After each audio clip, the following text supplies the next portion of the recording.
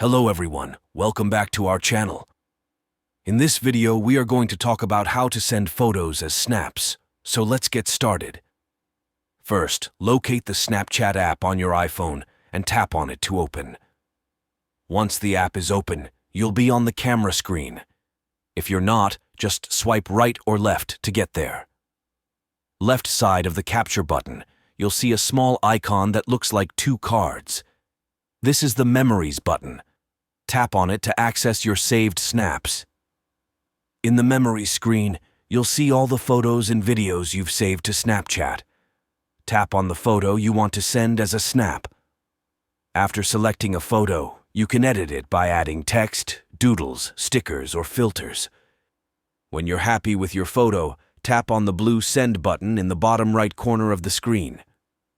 Now you'll be taken to a screen where you can choose who to send the snap to. You can select individual friends or a group.